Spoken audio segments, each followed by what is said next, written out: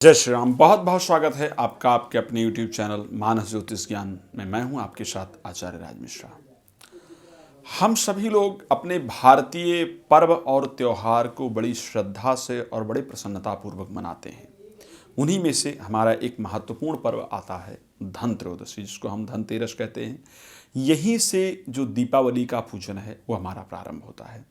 धनत्रयोदशी को हम विशेष रूप से, आप लोग जानते हैं, कुबेर का पूजन करते हैं, माता लक्ष्मी का भी पूजन करते हैं और धन्वंतरी ऋषि का भी जो पूजन है हम करते हैं।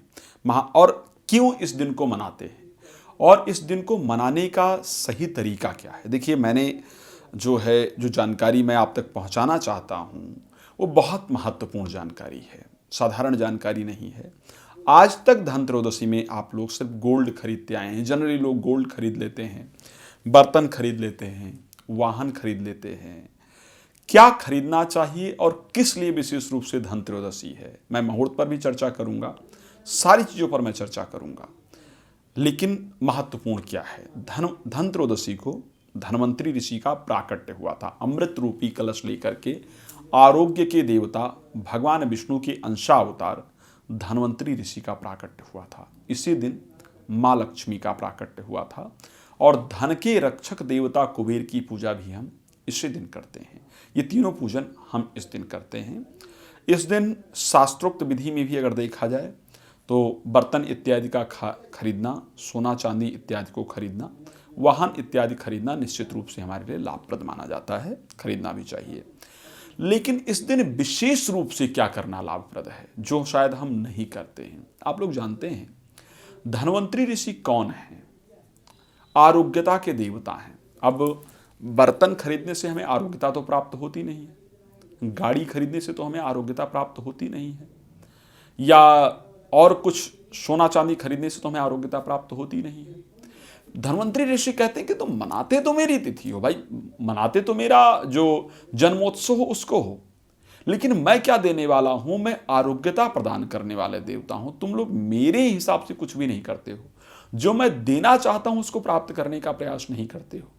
तो आखिर क्या करना चाहिए धनत्रयोदशी को? धनत्रयोदशी विशेष रूप से शरीर की आरोग्यता के लिए है।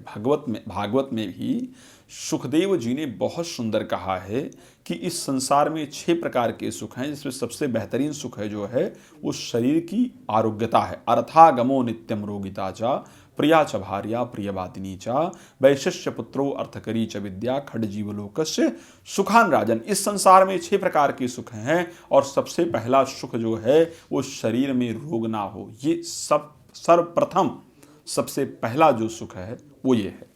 तो धनत्रयोदशी पर हमें धन्वंतरी ऋषि को प्रसन्न करने के लिए सबसे बेहतर करने की आवश्यकता होती है। आप सब कुछ खरीदें। वैसे तो नियम यह है कि आप कोई पात्र खरीद करके लाएं, उसमें चावल भर के रखें। इस दिन जो बर्तन खरीद करके लाएं उसको दीपावली के पूजन में उस बर्तन को जरूर प्रयोग करें। नियम ही यह है कि धनत्रयोदशी को खरीदे हुए बर्तन से दीपावली का पूजन करना चाहिए। कलश भर के लाएं, उसमें चावल भर के और थोड़ा केसर डाल करके रखें, कलश बना करके, और जहाँ पर धन इत्यादि रखते हैं वहाँ उसको सुंदर स्वास्तिक इत्यादि अंकित करके पूजन करके वहाँ उठा करके रख दें। वर्ष भर आपके घर में धन की कमी नहीं होगी।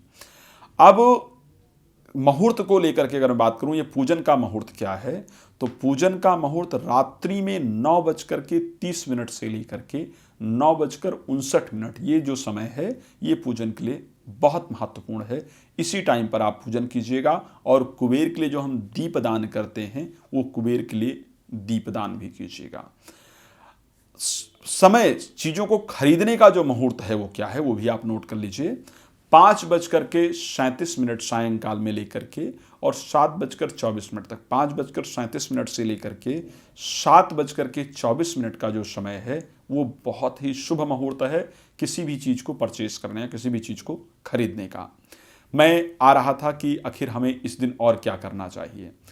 एक तो इस दिन आपको क्या करना है, अपने शरीर, आपको बहुत रोग है, बहुत कष्ट है, आपके घर में बहुत रोग रहता है, बहुत परेशान रहते हैं, लेकिन किसी प्रकार का भी लाभ दवाइयों से आपको नहीं मिल पाता है, तो एक तो इस दिन औषधि को खरीद करके, दवा को खरीद करके भगवान शिव को वो दवा पहले चढ़ा करके फिर उस दवा को ग्रहण किया जाए तो ये वाक्य अमृत बन जाता है। ध्यान रखिएगा, ये वाक्य अमृत बन जाता है और आपके शरीर का रोग निश्चित रूप से दूर हो सकता है।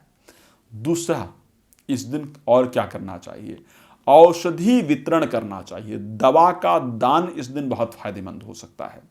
आपके घर में काम वाली इत्यादि काम करती हैं या कोई आसपास रहते हैं जिनको दवा की आवश्यकता है, वो खरीद नहीं सकते हैं, तो इस दिन इनको दवा खरीद करके दीजिए।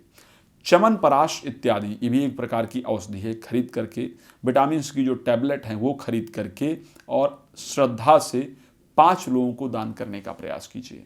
अब यहाँ अगर ये उपाय करते हैं तो जो ऋषि हैं, जो धन्वंतरी ऋषियों कहते हैं, ये तो कार्य मेरे हिसाब से किया जा रहा है।